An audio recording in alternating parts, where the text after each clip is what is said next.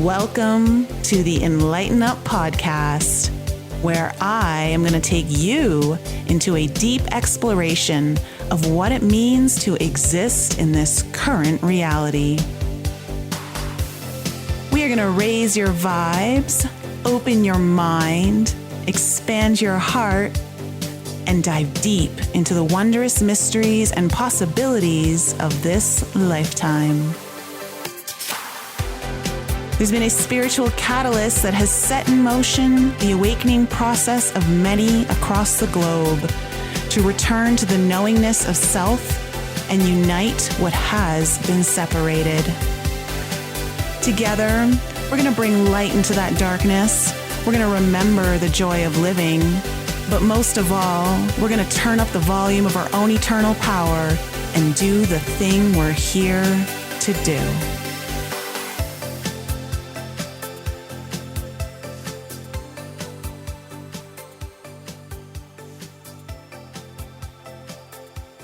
Hi, everyone. Welcome back to another episode of the Enlighten Up podcast. As you can see, I have one of your favorite guests and mine. Consuelo Cassotti is back here once again, and we're going to be talking about a topic I've actually never dipped into on this podcast. And from the little bit that Consuelo and I have briefly chatted about, I just know this is going to be a very intriguing conversation that is going to go in quite a few different directions.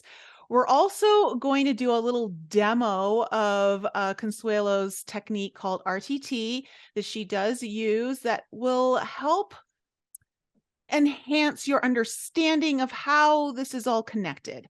So what we're going to be talking about today is emotions and food and how related they are, but really from a spiritual perspective that can obviously go very emotional, but very spiritual in nature, because we're also going to look into past life connections, and we're going to go deep into all of this. Consuelo, this is going to be really fun. How are you doing today, girl?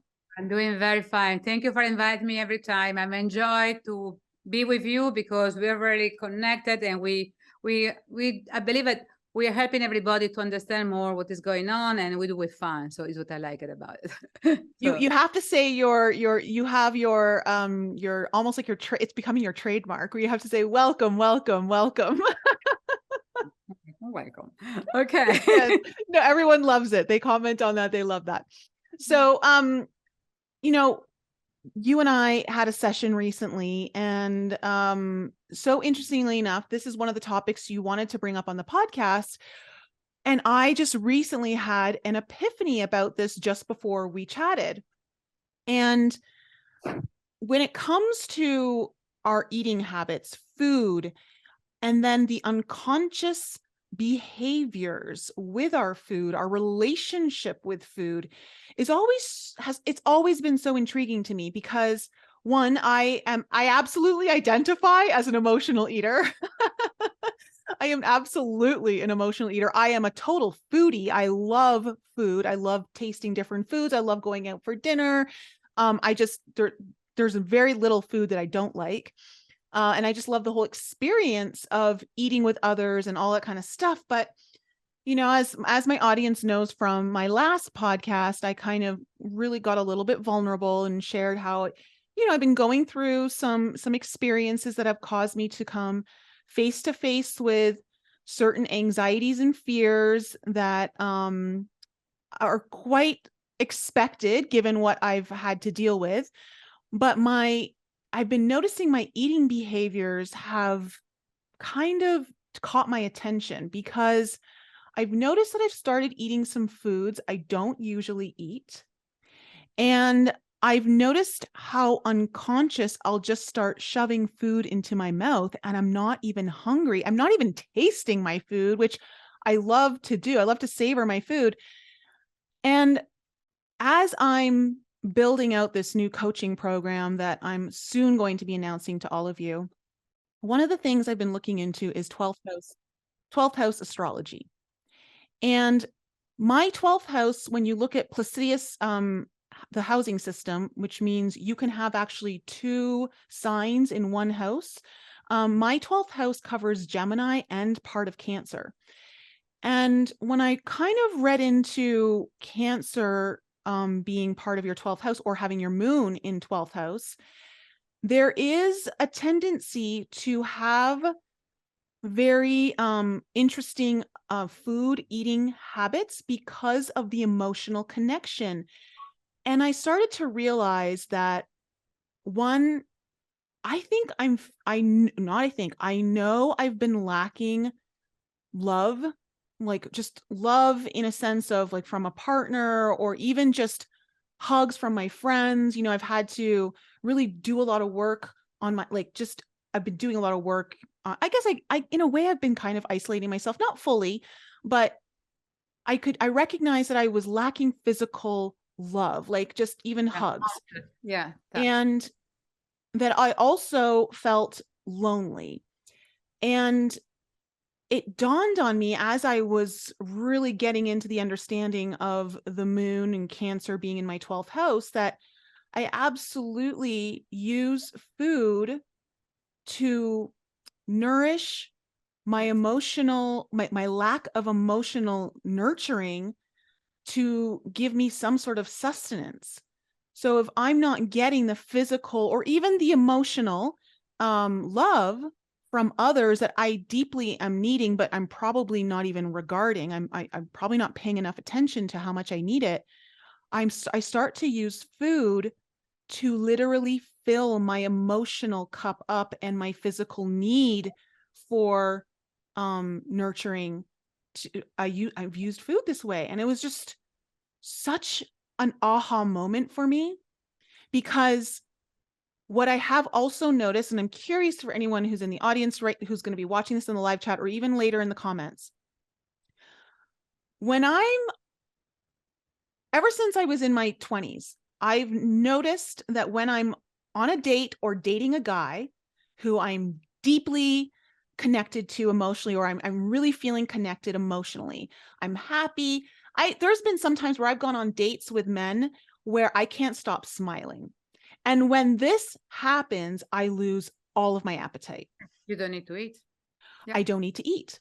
In fact, I almost can't eat. And I've remembered several occasions throughout the years of because this is spanning a couple decades now, where I've been almost in awe, like, wow, like I love to eat, but I can't eat. I don't need to eat. I already I feel so full. Yeah. Because most of the feelings originate from the stomach. Yes. The sacral chakra is attached to all of our feelings. Yeah, exactly. Yes.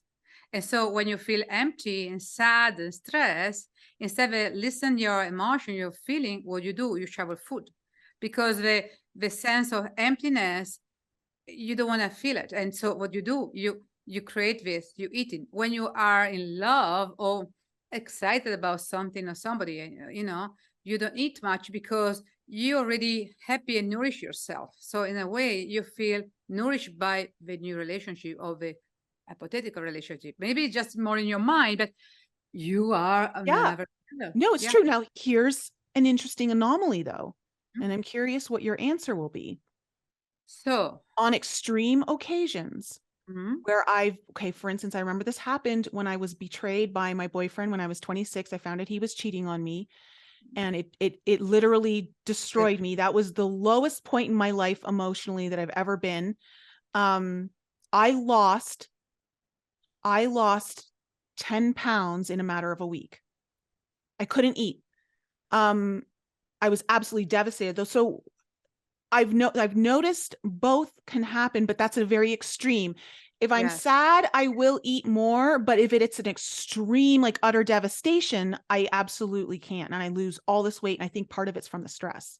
It could be that the second, when you felt so, you know, somebody really did this to you, and it was a very deep betrayal. So I believe a part of you didn't want to be here anymore. So you want to disappear. So sometimes when we don't want to be here anymore, we want to disappear, we want to fade away. We don't like us anymore. We don't like our reality anymore. So we want to literally disappear. That makes so much sense. You didn't digest the situation. You needed time to process. And it was something that, you know, and tell you the truth, I would be not surprised if you have some kind of thought about leaving the planet. Don't be here anymore. Oh yeah, no, that definitely crossed my mind. Yeah. So yeah. I'm surprised. See, but very extreme. Very, very extreme. Yes. Okay. Mm-hmm. And this happens when it's coming to where I feel like a very severe loss with someone I deeply care about, whether it's a betrayal or just an absolute just loss. Yeah, my whole stomach just shuts down and I start losing weight rapidly. You don't want to be in this reality anymore. You want to leave. And it's so easy to do it, by the way. Okay. Yeah, no, that makes so much sense. Okay. And I know so many people are going to be able to relate to this, and they're going to probably be having their own like, oh my gosh, now I get it. Yes, So, okay. So how did you come across this? Because you have experience as a prana heater. Is that correct? Years ago, I was always amazed by the idea that people can live without eating. Okay. And I was always curious. So one time I saw this guy in YouTube. He was doing 7 days without food and water. And he's from Israel. And he was doing this kind of, you know, big brother, kind of 7 week. He found a sponsor and a doctor, because the hardest part was to find a doctor. But he was taking a blood test every day to see that he was doing fine. And he finished. He did the 7 days. So when I saw him, I thought, oh my gosh, I wanted to teach me how to do it. And he didn't. He was talking in Israel. You know, it was not speaking English. It was just subtitles. I thought, okay, sooner or later, he's gonna teach me. A couple of years after, I was talking to my clients because she asked me about what is prana ether. And I said, oh, I'm gonna show you. And I was looking for this guy. I remember his face. And I found out they have a website, and he was offering classes everywhere in the world. And one was in Sedona for 10 days. And I thought, okay, I'm going. So I decided to see Ray, and I went, and he asked everybody before to go to this 10 days. He called 10 days transformation. I don't know if he still keep the same title, but to start to have only vegetarian food, you know, smoothie mostly. So when you're right there, you start to juice only and water. And little by little, you end up to have 4 days without water and food. I'm not kidding. And truly, first I was a little concerned. And after, you know, when I was flying there, I thought, silly me. I remember years ago here in the United States, my husband was traveling. I was by myself all week. And literally, I felt sick and I have a fever. And a spoon of water will make me throw up. So for a week, fully a week, I didn't have any food, any water. I'm not kidding. And I forgot completely about this. And sometimes it's my way to process new energy. So I was fine. In fact, I have a spirit tell me it's going to be fine. I started to work on my heart. It was like heart attack. So I have everything the week. I was hallucinated too. I'm not kidding. But no food and no water. So when I was flying in Arizona for this class, I thought, silly me, I already spent a week without food and water by myself. So it's not going to change much. And I started to laugh about it.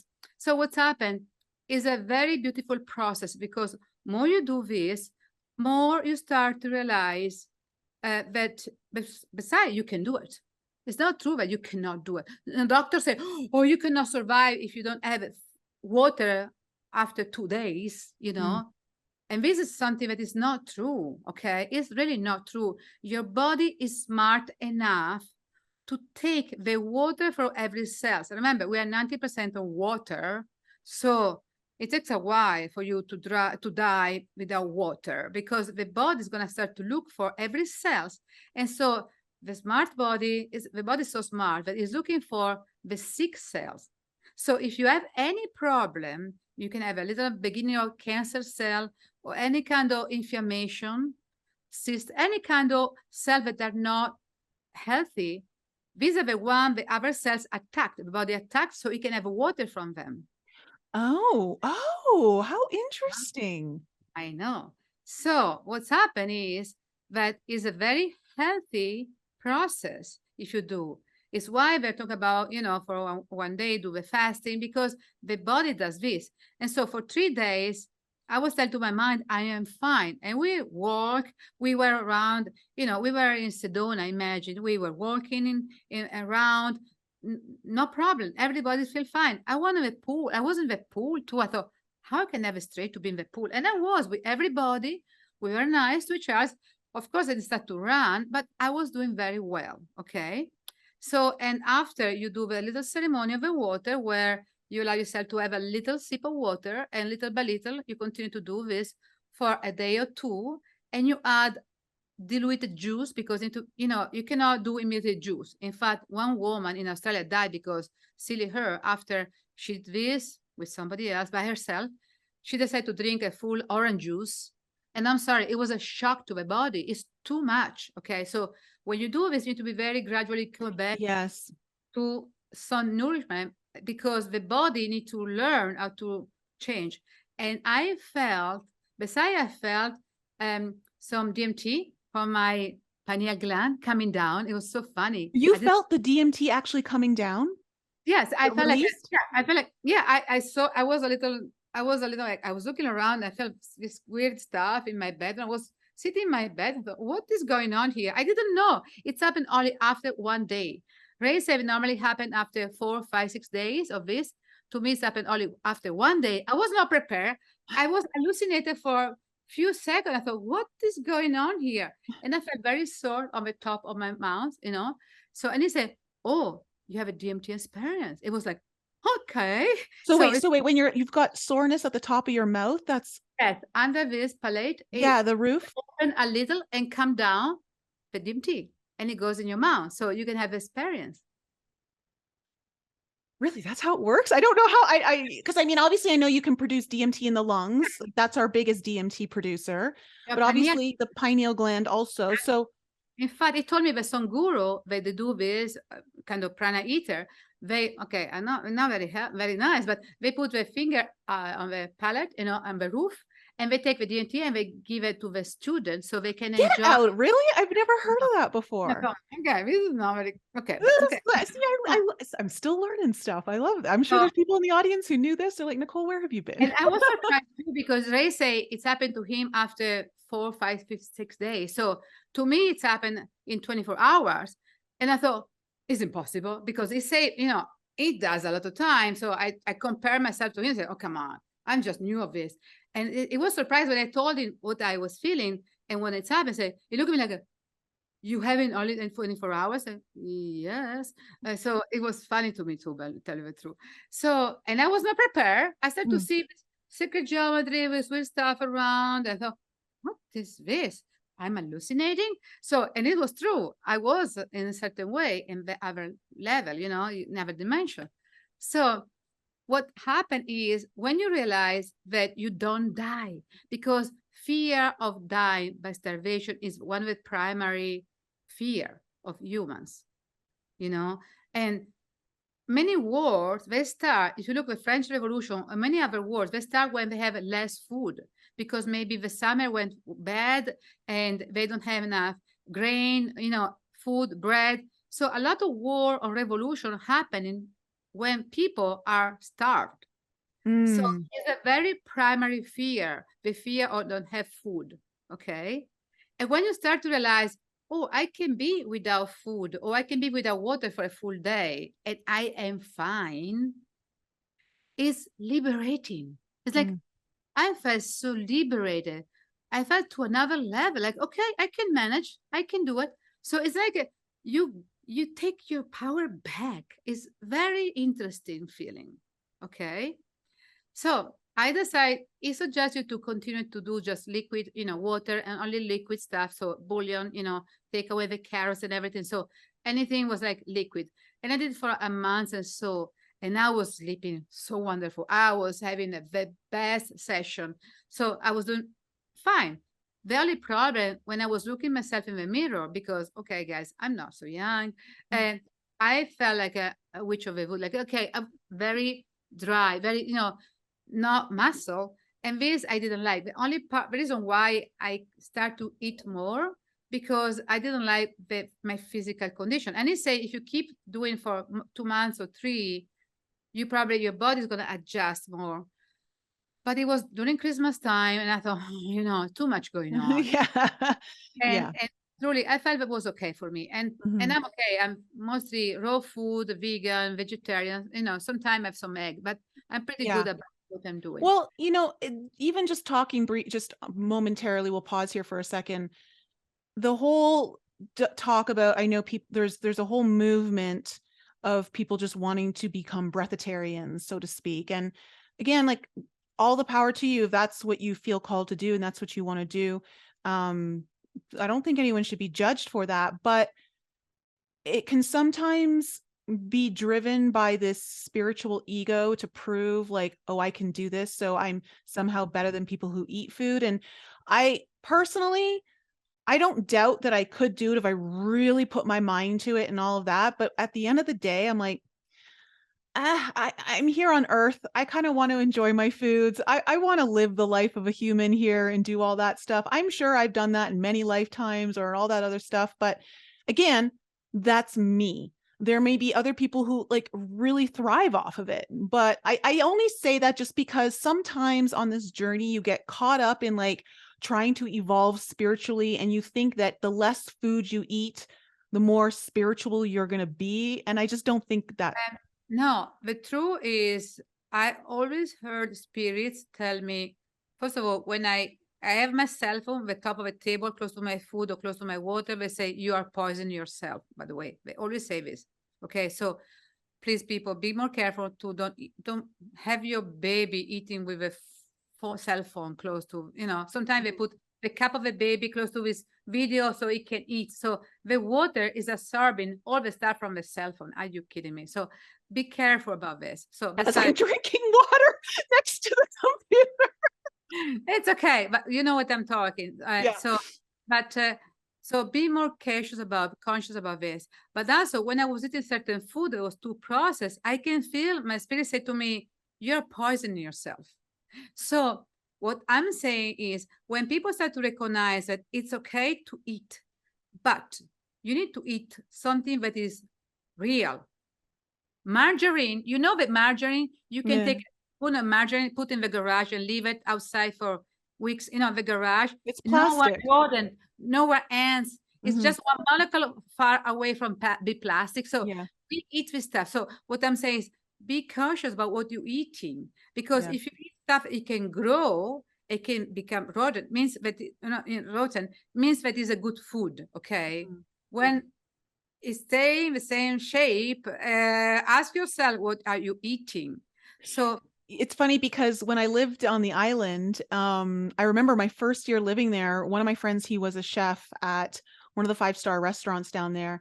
And one night he invited me over to his place for dinner with some friends. And they're like, we're going to cook barracuda. And barracuda is a fish that you won't usually see it in a restaurant because it could be poisonous. And I was like, well, how do we know if it's going to be poisonous or not? Because it's very nice. It's a very light fish when it's not poisonous. And he's like, oh, well, we just do an ant test. And I said, what do you mean you do an ant test? He goes, well, we drop a piece of fish on the ground, and if the ants steer clear of it, we won't eat it. And I'm like, oh, okay, so I'm putting my life in the hands of little tiny ants. Okay. Yeah. I know, but animals, they know exactly what they can eat and what they cannot. Okay. Yeah, no, it's true. I saw squirrel going around with donuts in their mouths. Okay. I know this, but they love garbage food too. So it's the sugar. It's very addicting. Exactly. So this is the problem. So when you realize that overeating is often an emotional issue, you realize that dieting doesn't cannot be fixed. So dieting doesn't fix it, because it's really about figuring out why are you eating certain food, or why you are doing to certain thing, why you have this addiction. Okay. So of course we can have certain help, but emotionally you need to figure out what is going on really.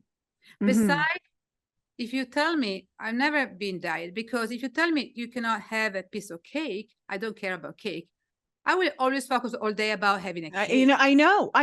The thing that we're not allowed to have, which interestingly enough, oh my gosh, let me just announce this one. Like as we were talking about before, the sacral chakra. It's where our emotions are. It is also where our intestines are. And the sacral chakra is the home of the inner child.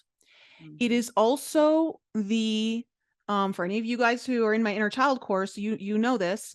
It is also where it houses the basic right to have permission and to be allowed.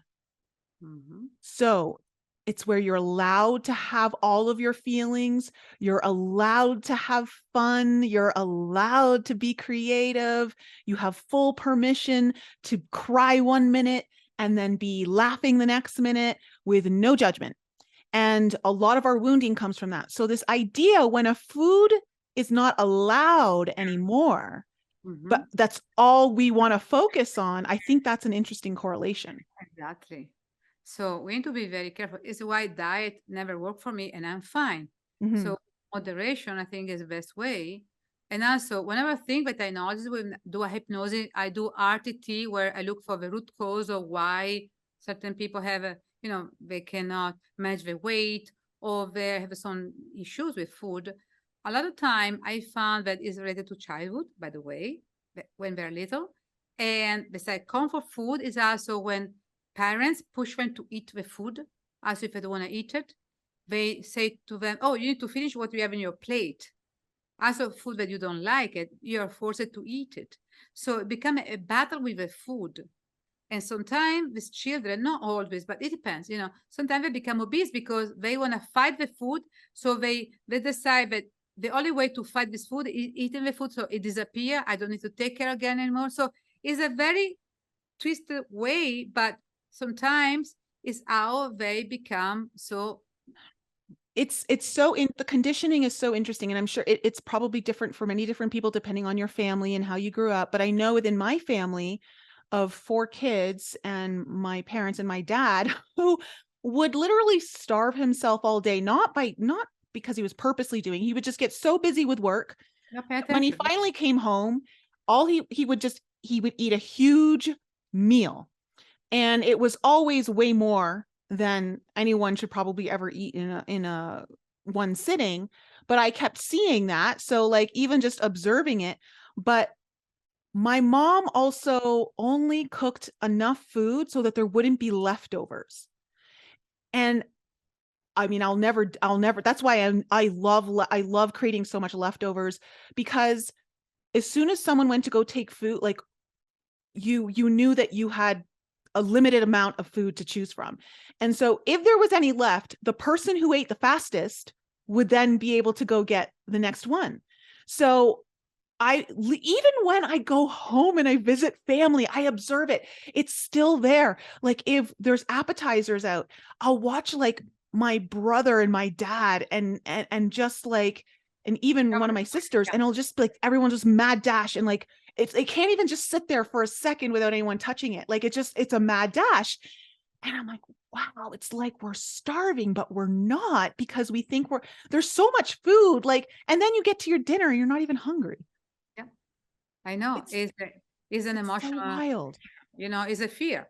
Okay, so can we touch on that fear a little bit more? Because I know you briefly touched on it, because that's an interesting thing. And let's kind of also go into a little bit of the past life possibilities here, because fear, it's our root, it's our fight or flight, our survival, our root chakra.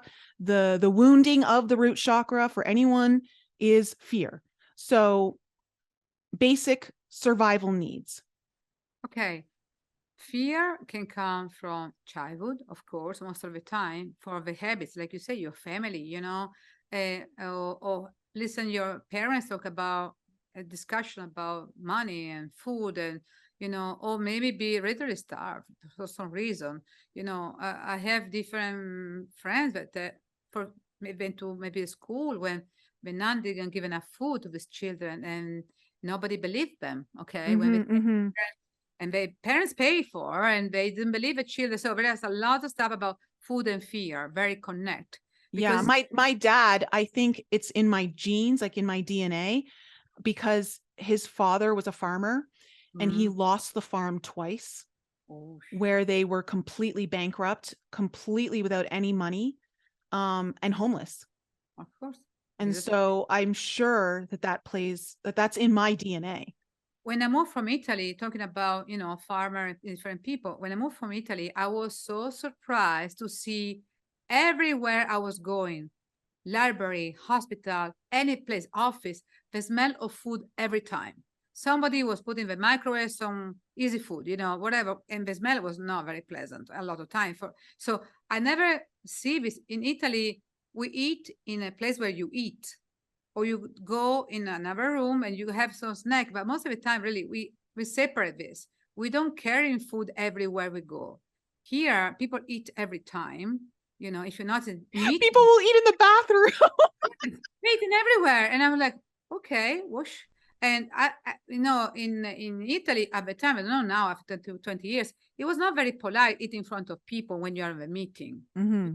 Do this. Barely they have a cup of water, not tea or coffee, because tea or coffee is my snack. Okay. So, but another thing that I was very surprised, everywhere, in every shops, they can sell everything. Doesn't matter. They have snacks in the the waiting room or close to the cash register. You always find food. And I thought, what's going with these people? They're afraid of don't have enough food. And I start to realize most of the people are living here now. They have the ancestor. They came over from Europe most of the time. They were looking for a better life. So where did they start when they moved here? Because maybe it was the only money to buy the ticket and so to come over here. So they arrived already starved. They arrived without having any kind of preparation. So they were looking to have a piece of maybe soil when you can be a farmer or we can do something. So they have a lot of fear I don't have enough food. And maybe they lost the children. They lost some people because of the food, okay? At the beginning, when they moved here, they have no idea how to be here. And they haven't, the promised land was really not promised land at all, because they fight against Native American or the weather, the situation, So for any reason, and I believe I still have this inside the DNA. A lot of Americans are carrying this fear, I don't have enough food, or starvation, or don't have enough. It's why they love everything big. When I go in the grocery and I find blueberries small, to me, I buy the smaller one because they're more tasty to me. But I see a lot of Americans reaching immediately for the biggest one. So are you saying that in general, obviously there's exceptions to this, but overall, you're right. A lot of the people here, their ancestry is from immigrants who've come over and settled.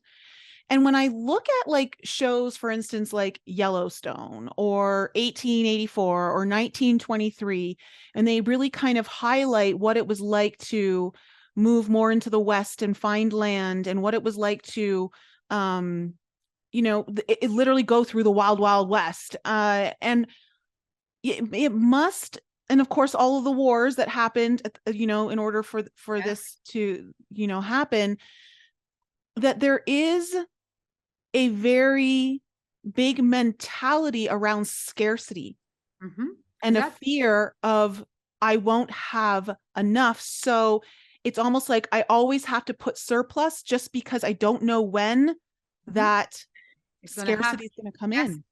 It's going to happen. So it's what we are feeling now. In fact, now that you tell me this, when I was 32, and it was the coup d'etat, in Russia. I was in Moscow for 3 months between September and November. So I was like, it was crazy. And they started to shoot in the night. I saw soldier. It was crazy. They took the White House. It was the soldier. They're shooting, and we cannot stay out all night. So we have really. It was like, it was crazy. And I started to eat so much because I was so afraid that the day after I cannot have the food. And it was so funny. I gained literally 10 kilos. And to me, it was I was like in a month or so. For you're so tiny. That's a big amount. Yeah, I remember I was wearing jeans opening because I cannot, and with a pullover and the top, and I was like, what is going on with me? I have no my period. Because I was so much in the fear.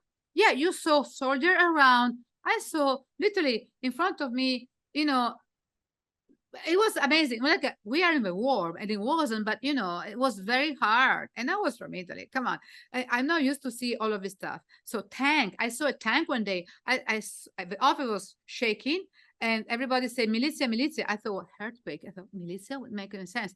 I went outside. I saw a tank with soldier passing by, and it was like, oh my gosh, I cannot believe it. And this was my reality. So the fear I don't have enough food for the day after. I was eating like a crazy. I saw myself eating everything was possible. So it triggers this dormant wound that's in our DNA from past lives, our own ancestry. Exactly.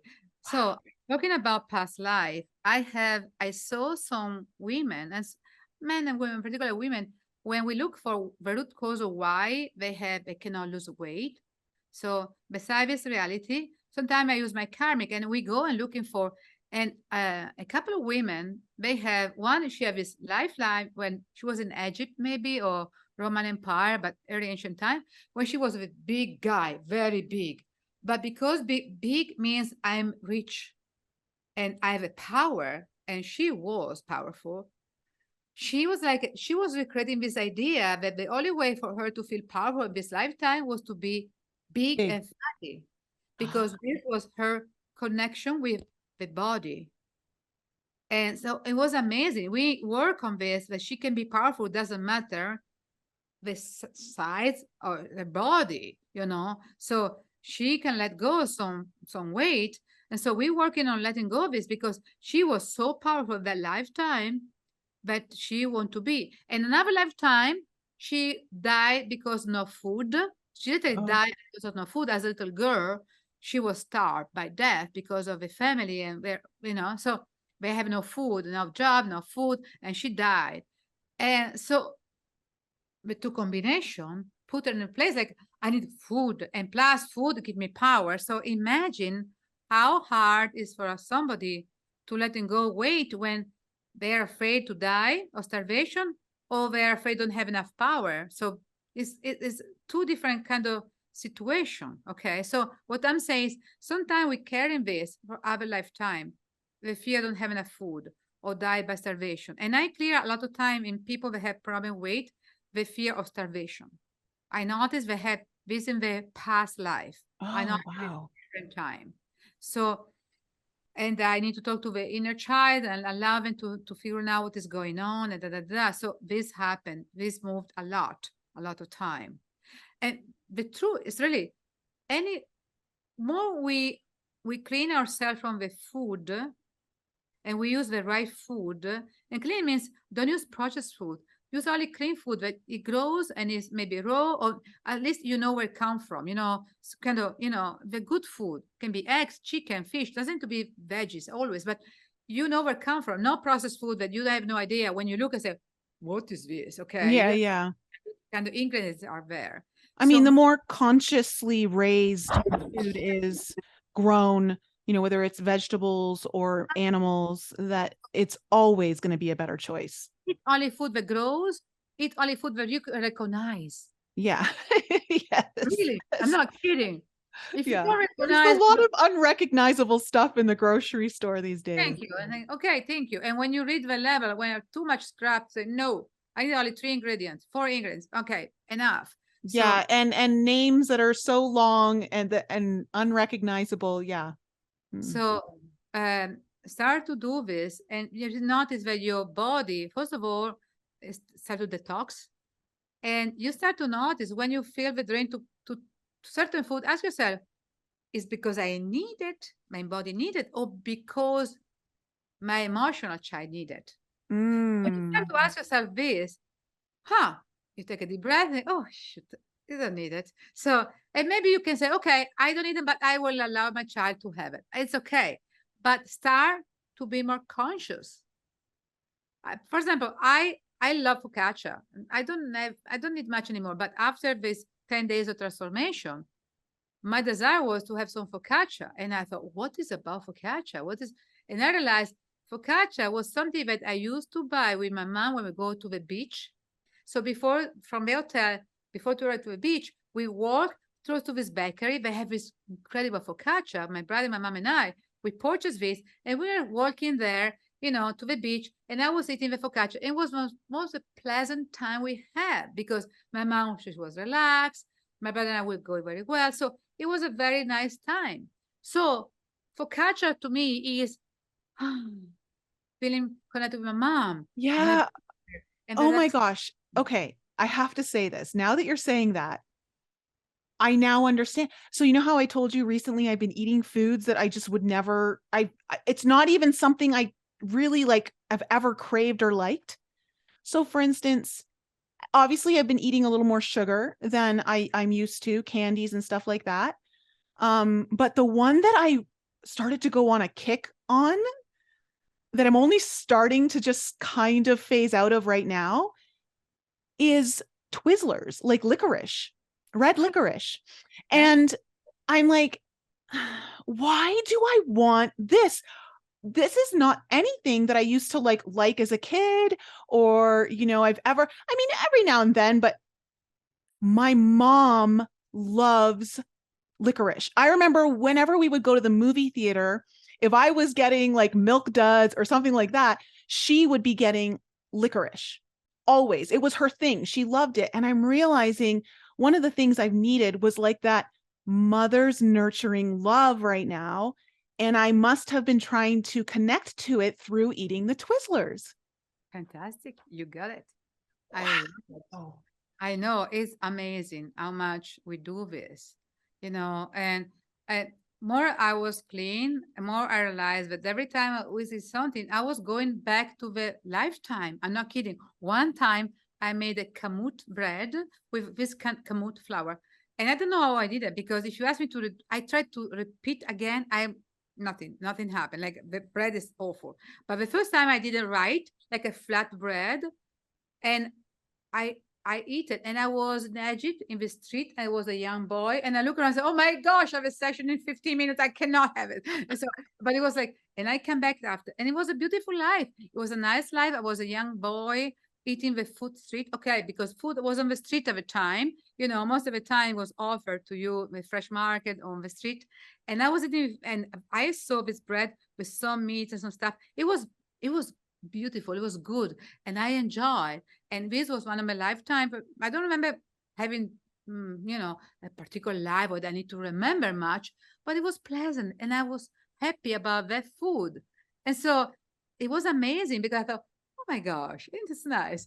And so it's why I say sometimes we also eat because something reconnect us to our lifetime. It can be a bowl of rice. It can be something like a green tea, and it reconnect to a certain moment. And sometimes we know how to cook something. How do I know? And or you eat in a different way but everybody else, and you don't know why, but because it's part of your memory. So when you start to notice this, it's like, okay, so it's part of something that you carry as a soul. So it's part of your soul memory. It's not just from your ancestor, from your family. It's not in your DNA. No, and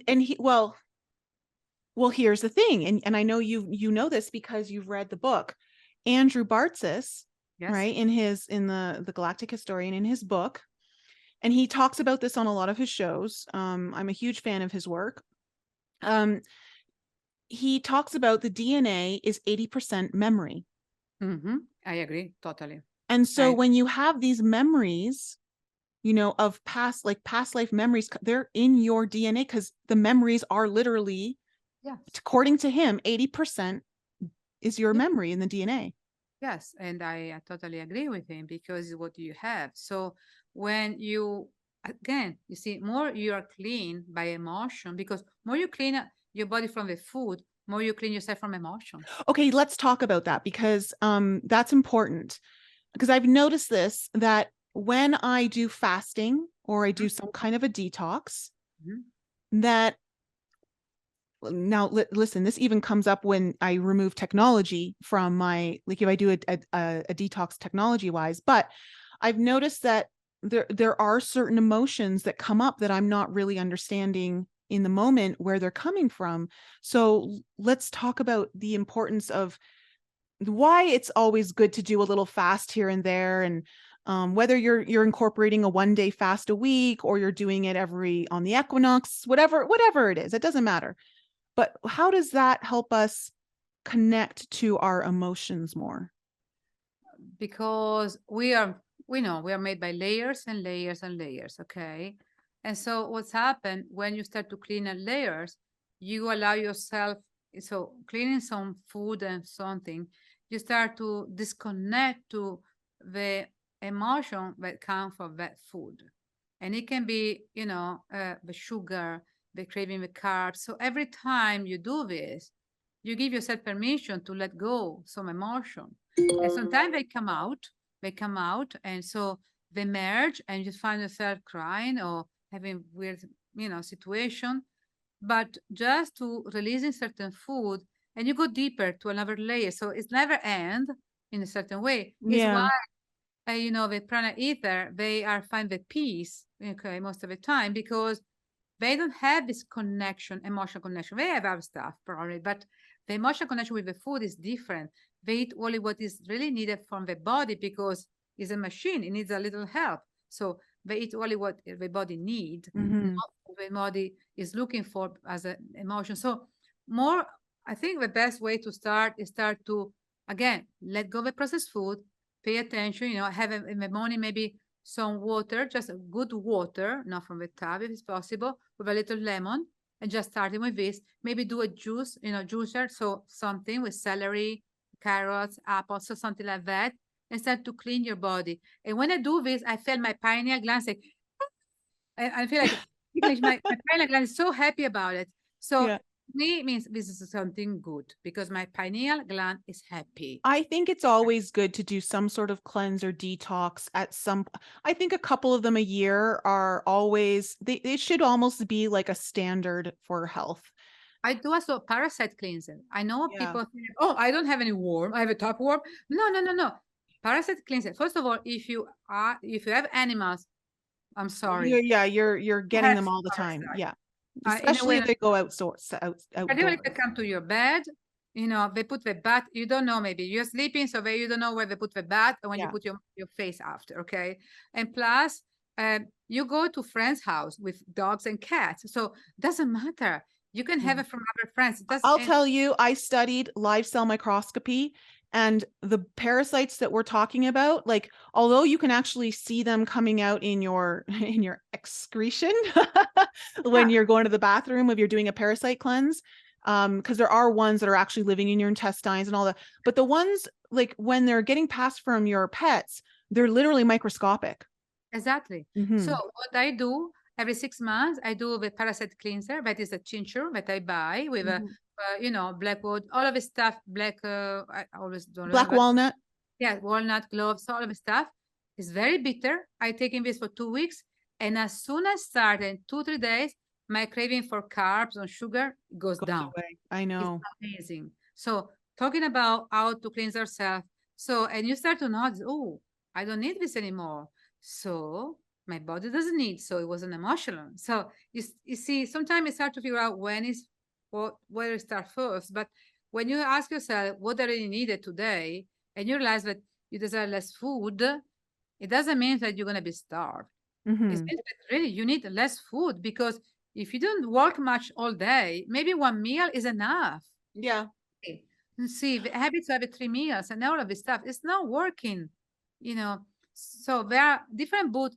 There is one is called Quantum Eating, that is beautiful. Maybe it's by Russian, or I don't know, from East country, don't remember, European woman. And she talked about eating only until 3 p.m., for example, and do this, and start to eat in the morning at 6 or 7, but have only a couple of meals, one in the morning and one between 1 and 3. Because from the Chinese, information, that your intestine works better, your digestion works better. So there are many reasons why. And start to have a little more rules about don't eat too late when you go to bed, because your body is time to rest. Yeah. I always feel better when I've eaten more in the earlier parts of the day and less in the evening. Yes. And I've done pretty much the intermittent fasting, where I only eat within a certain window of time. I've been doing that since 2014 for the most part. And it's just, I have, but you know, it's interesting. Like what you said, I think it's just so important to pay attention to your own body, because there are times where I'm like, wow, I'm really hungry today. And then there's other times like, I just don't feel like eating. Exactly. And it's okay. Don't Yeah. feel afraid, because some people use, oh, it's a habit. So don't. Yeah. Not because everybody's eating, you need to eat. And Yeah. to tell you, having always some hot water or hot drink, not coffee if it's possible, help to release your endorphin. Mm. So every time you feel, you know, what I was learning, and Ray said to me, if you feel that you need, you know, you're at home and you feel a little starved, like you want to eat more, so have a glass of water. It can be hot water or just water, and give yourself a time. And you realize, Mom, it was not really We're needed. thirsty. You understand? So Mhm. sometimes it's just about give your mind this information when you have this feeling. And you know, the feeling of feel empty inside is so liberating sometimes. It's so beautiful to feel that you feel It light. is. It totally is. Like literally this morning I woke up because I didn't really eat much last night. And because I wasn't hungry. I'm like, you know what? I'm not going to. My mind was trying to be like, no, you want it, you want it. And I'm like, but my belly just doesn't want it. And Habit. so I went to bed. I woke up this morning. I'm like, oh, I feel so much better. I feel liberated is really a good word to use. Yes. And one thing I want to say also that is very important, because okay, food and emotion and your mind, because Mhm. we are having our time to managing weight because our mind, not because our body. Okay. Mhm. This Mhm. is very important. So be careful about the words that we use, because yes, we are what we eat, but we are also what we use as a words. So if you, okay, I learned this a few years ago from RTT, from Marisa Peer. Losing weight doesn't work because losing is for loser. So, and I thought, shoot, it's true. So what is good to use? I want to release, I want to letting go, I want to shred some weight, you know, I have a different size, you know, wearing different size. I want to release the fat. So it's very important to pay attention to what you use as a word, because your mind say, I don't want to lose it. I am not a loser. I don't want to lose it. You see, be careful. And another thing that I noticed when you say my fat belly, who's gonna, my mind say, I don't want to give away my fat Mhm. belly, but their fat belly is different, or some fat is different. You feel it's less attached emotionally when you say my you know, you can my illness, my cancer. No, no, no, no. Start to put a little distance between. So You don't wrap your identity in it. yes, and start to be more neutral. Mhm. I want to lose some fat. Okay.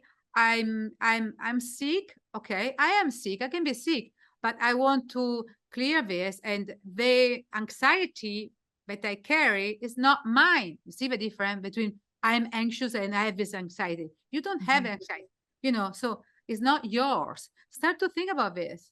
It's not, you know, or using bad words about yourself. I'm a piggy fat. Oh, I'm so starved I can't eat a horse. No, I would love to eat. It's different, because your mind think, oh, she want to eat like a horse, so she want overeating, and your mind never stopped you because you send the message, I want to overeat. Makes sense? So it's really about the kind of, remember, the mind works by words, images, and every time you send the images, the mind resonates with them. Mhm. So start to see yourself slim, if you like, different shape, size, but you're doing very well. And, you know, help yourself to have also, I always say people, don't do diet. Be moderation, be moderate. But I think even just like I'm ready to embrace my healthiest weight. Thank you. And you can put in your mind how I want to be, you know, the Mhm. size, the shape, but Mhm. it's okay. I want to be size 12. Okay. You know, it's okay to picture yourself with a lovely dress and be swiped. Yes, it's positive. So my determination, this is mine, but not fat. Mhm. My determination will help you to release some fat, to, you know, to let go some fat in my belly. This is different. You feel the difference? Oh yeah. So it's the reason why people need to start to use different. I have let go, I need to reduce, I have to drop, I'm dropping, I'm becoming leaner, I become size 12. I'm getting back to the correct size and the correct weight for me. So these are positive affirmation that you can use instead. I'm dieting. I'm so sad when you say I'm dieting. I feel so sad. I feel like they punish themselves every time. Makes sense? Mhm. Instead, I'm healthy eater. I'm moderate eater. Instead of say dieting, I'm moderate eater. Yeah. I'm eating better.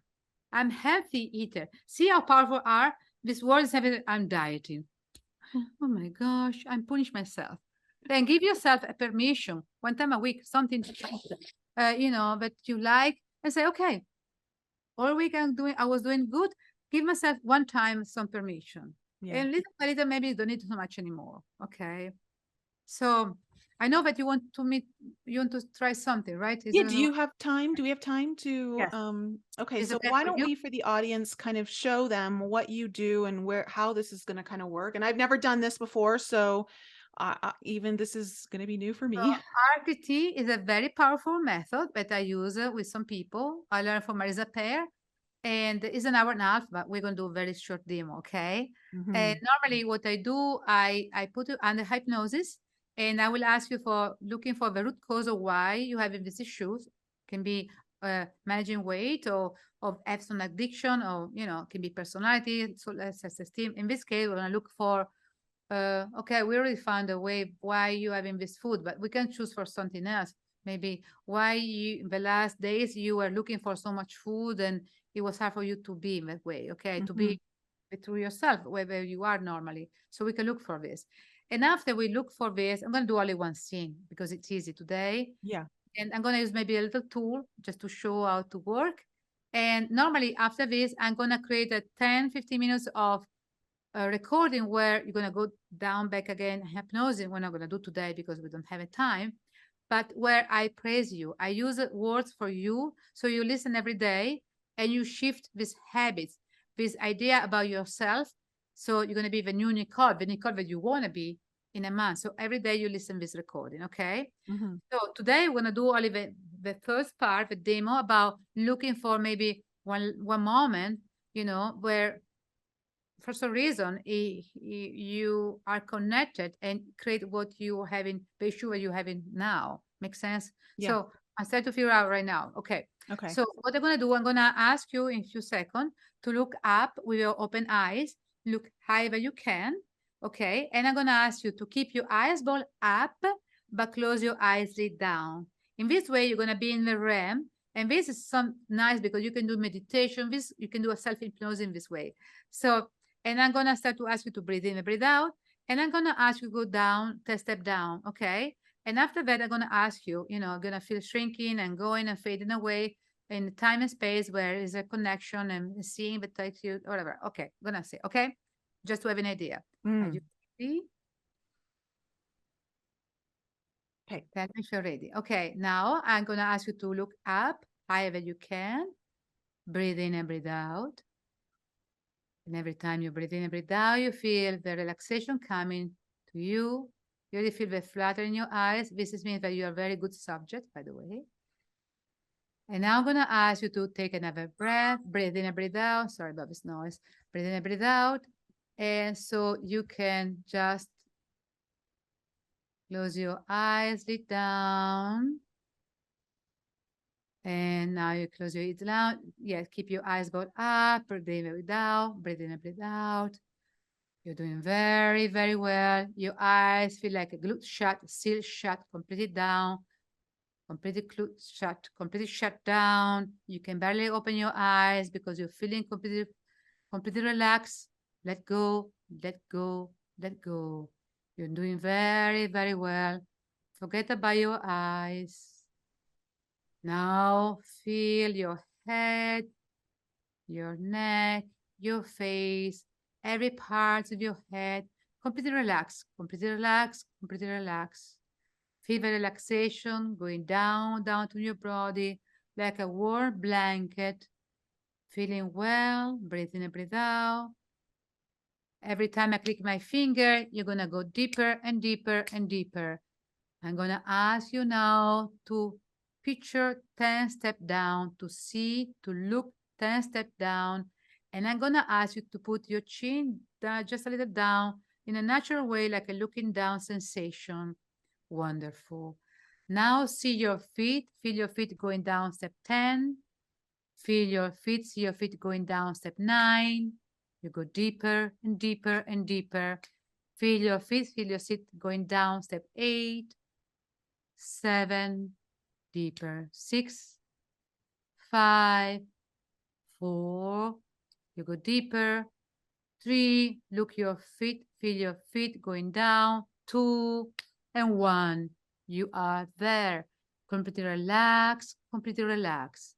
Now I'm going to ask you to go to the place and time where, why, when something happened to you, and it's creating this desire to have more food, the desire to put more food in your body as if it's not needed anymore because there is an emotion issue. So you need to go in a scene, in a place where you feel the desire, where the root cause of eating, having this food because you need it to, you must to have it and you desire to have it.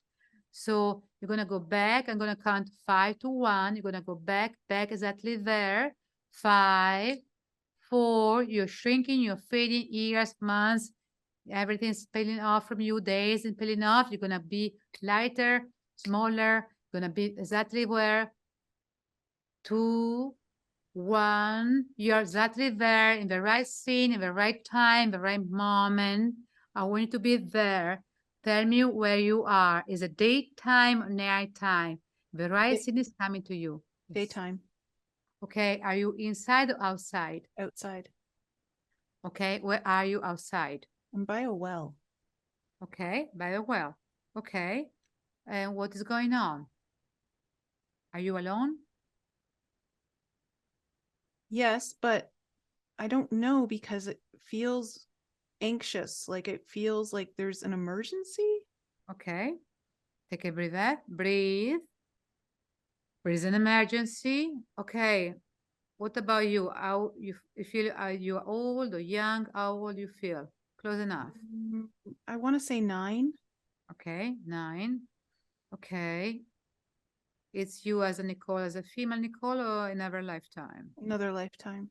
Okay, another lifetime. You feel female or male? Do you feel about it? I keep seeing myself looking in all these different directions for help. Okay, take a deep breath.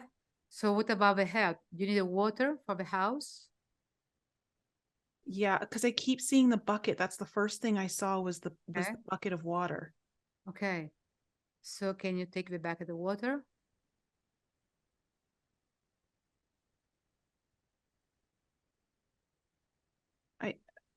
It feels like maybe there was a fire. Okay, I feel there is a fire, yes.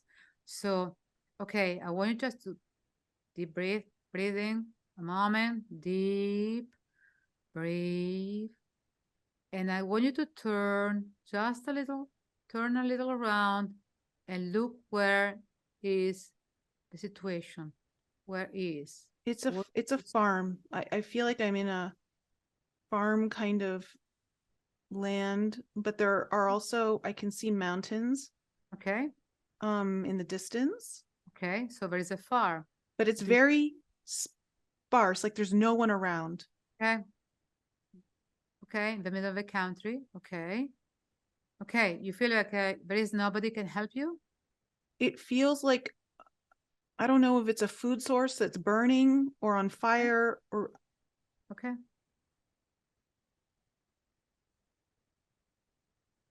So did you hear anything? Do you smell anything? The only thing I keep hearing is get help. Okay, get help. So can you yell? But there's no one around to hear. Okay. So can you pick up a bucket of water? Can you do it, or it's hard for you to do it? It's not fast enough.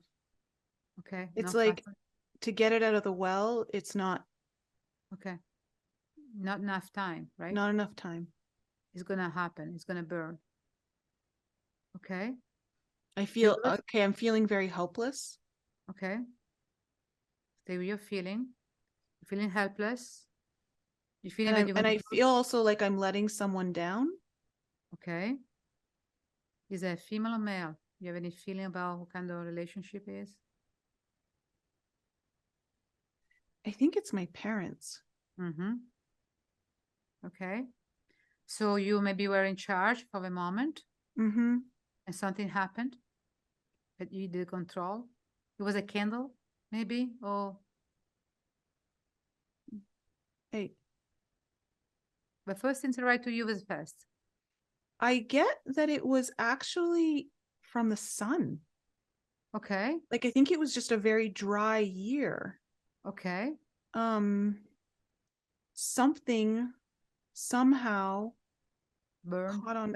Yeah. It feels very much like an accident. Okay. But you know that you're losing some maybe storage or food was stored maybe. Mm-hmm. Mm-hmm. Okay. So you feel without hope. You feel that you cannot do much. What else? I feel like what everyone's depending on, I can't save. Okay.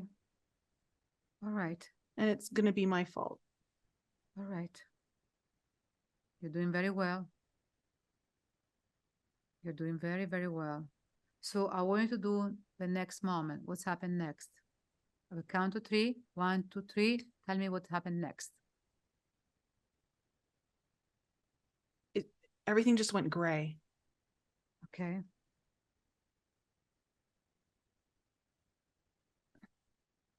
I just feel like there's a big loss. Big loss. Okay. So your parents are with you now? Yes. And what they say to you? But did they say something to you? I don't feel like I'm being blamed, but it's me. Okay. I So feel responsible, even though I don't feel like my parents are blaming me, Okay. but I feel responsible. Okay. It's okay. So I want you just to take a deep breath. You're doing very great. Okay. And you can now leave this moment. Just letting go of the scene. Whatever happened already happened. And you can let go of this moment right now. And you are fine. So I want you to invite this child that you saw and see this child in front of you and talk to this child and explain that it was not her fault or his fault. It's a female. Was a female? Yeah, boy? I was a girl. Tell her it was not your fault. I wanted to tell her, say it loud. It was not your fault. This was not your fault. You're just a child. It feels like a freak accident, almost like an act of God. Like it really does feel like a freak accident. Yes. I feel like a laser. I don't know why I saw a laser light coming. I don't know why. But it could be, but something. I wonder if it was lightning or something, but Mhm. I don't know. But whatever it was, it just feels like a freak accident. Okay. So another reason why you could tell this girl that it was not her fault. Okay. Yeah. It was not your fault. You cannot do anything. It was not your power to do anything. Tell her. It was not within your power to do anything or change anything differently. Yeah. So your parents knew it. Your parents knew it. So it's time for you to let go this So it's blame. time for you to let go. Yeah. Start to blame yourself. Stop blaming yourself and carrying the guilt. It's not necessary. Yes. It's not warranted.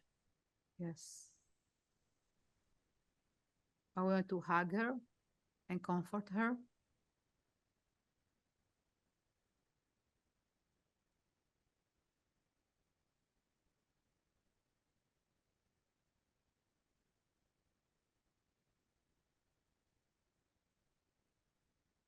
Okay. Let her be integrating with you. Okay. And because today we decided to do a short version, I'm going to ask you to think about what you just saw, this scene of you in our lifetime in this place with a fire and feeling without power, and you today. So what is the silver line between these two, the scene that we just saw and you today, in this moment, in this particular time? What is the silver line? I want you to be a detective. So one is on your left, and who are you today is on your right. Can you see some connection?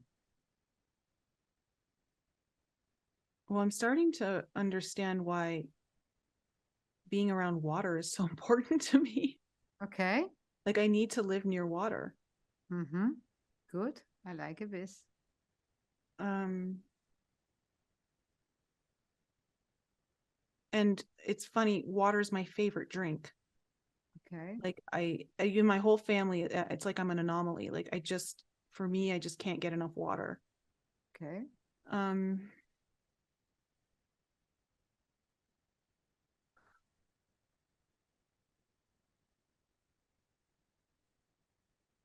But can you see also the fact that you fell without power?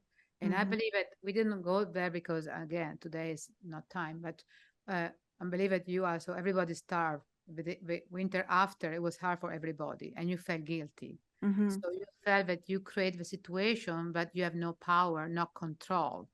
So what is going on right now in your life? It seems that you are not too much in control of certain situation right now, right? Yes. Mm-hmm. And so maybe there is some fear that you Ah, are yes. creating something that next step is going to be like, I'm creating something where I don't have food anymore. I will not have enough money anymore. I will not. So eating is my way of trying to gain back power Mm-hmm. or feeling like I still have power. Yes. Oh, wow. That's huge. It's okay. Considering like you and I know what's going on. Yes. That's big. Yes. And the fear that what's going to happen next. Because after the accident, I'm sure you are wondering about what's going to happen next to our family. What do Yes, we do yes, next? yes. I feel the same for you right now. You are in the limbo for certain situation, Mm-hmm. and so you don't know when it's going to happen next. You don't have a Mm-hmm. date. You don't have so you have some ideas, but nothing is certain, and you are not in the power place where you can decide. Yeah. Okay. That's a big revelation. See some. Mm-hmm. So whenever I'm in a situation that is unknown Mhm. or uncertain, I use food to try to gain back control. Yes, and it's okay. It's okay. I wanted to close your eyes. I just finished this. Okay, so I want you to tell to yourself, this is not me anymore. This is not me anymore. I'm not this little girl anymore. I am not this little girl anymore I have a fear that has the fear when it's not in charge when I'm not in charge that something's going to happen to me, that something is going to happen to me and I will pay the consequences. and I will pay the consequences. The new Nicole is free of this, The new Nicole is free of this, and I'm letting go whatever happened and I'm letting go of whatever happened because I am completely free of this. because I am completely free of this. Whatever happened is on the past. Whatever happened is in the past. It's like collecting the water from the shower. I cannot do it. And so I'm letting go. And so I am letting go. And it's okay. And it's okay. I can be the true myself. I can be the true self. And I can be fine. And I can be fine.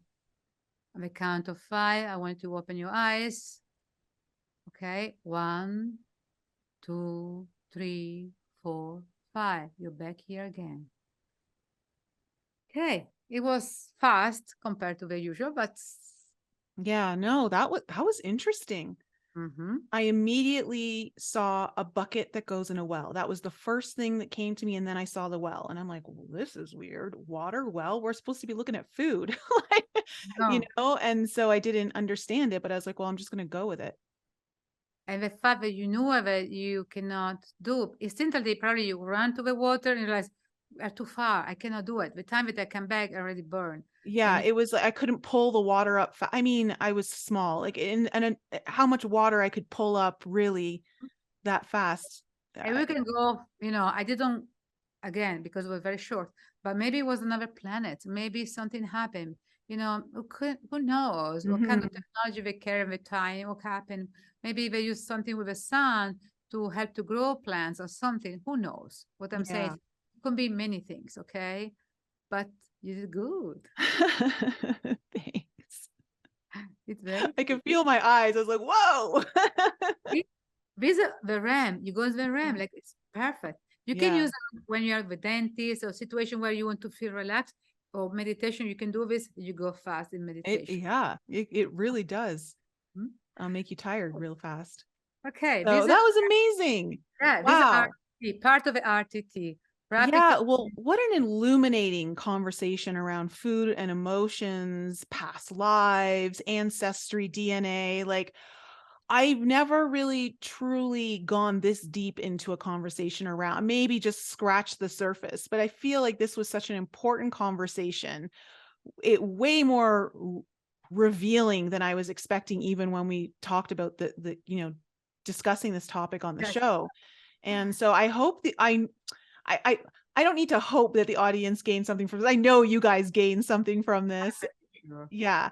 And please share this episode. This is really interesting. I have not heard too many people talking about this too much. Like, it's not anything that's kind of come across my awareness and from what I've seen. So please share this episode with friends who are family who may benefit from this.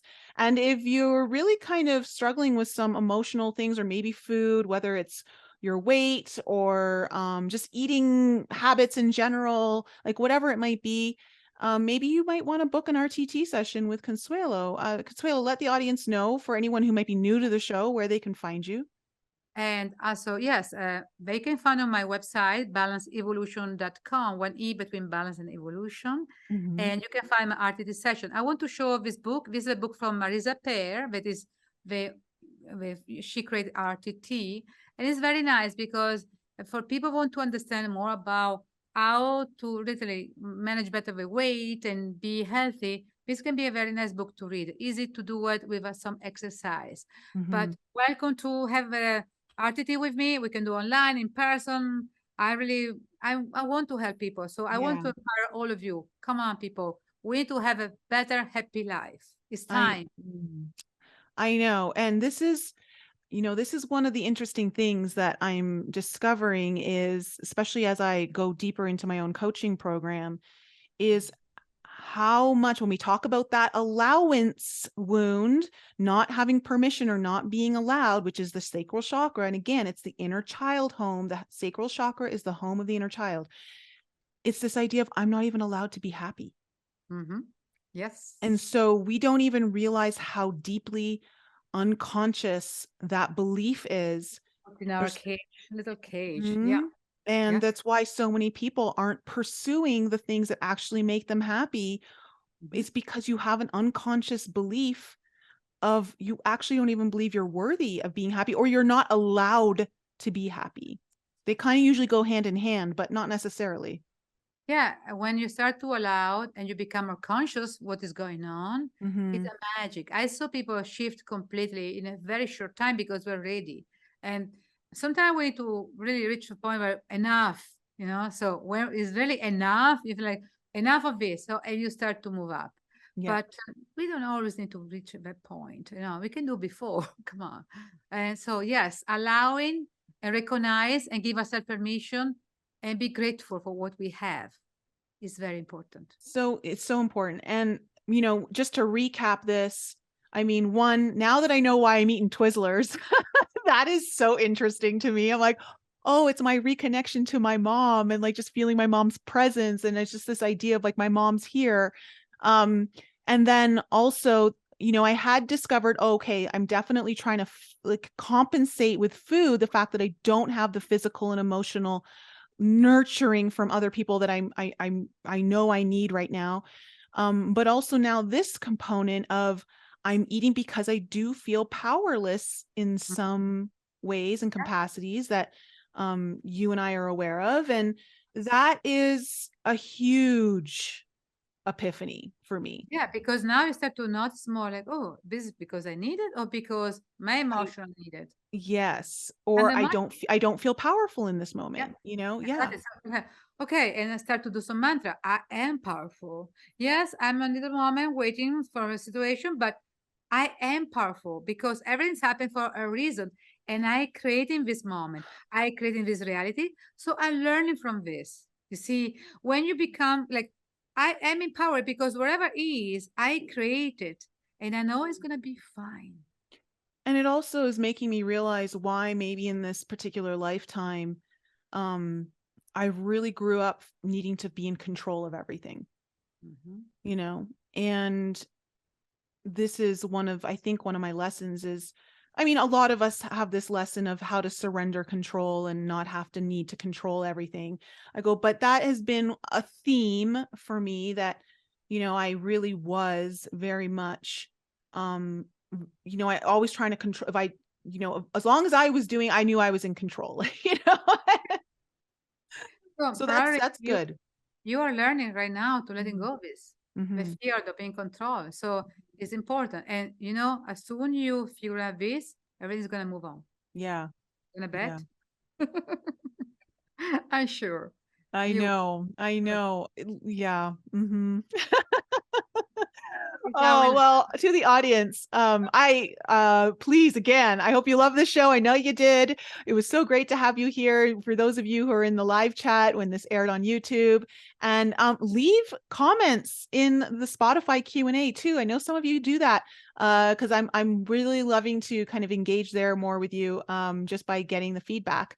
And all of Consuelo's links, if you're interested in booking a session with her, I highly suggest. This is something big. This is very important to our emotional healing and understanding our relationship with food and what we're using it for and how deep this can actually go. And that some of it doesn't even have to do with this lifetime. And some of it isn't even yours, it's your ancestry. And so, just really kind of tuning into that and how to clear it and let go of it is I think a very valuable addition to what we understand and are already with our healing journey. So thank you, Consuelo, for being here once again. Time. I Always love you. a joy. So thank you for bringing all your purple to the show. Kidding me? And to everyone else, welcome. And purple is about feel noble, feel also high, about yourself. So it's I found out just recently when nobility use purple. So it's about feel regal. Feel yourself. I thought, now Yeah, exactly. All right, guys, I love you so much. Have an incredible week, and I'll see you guys next time.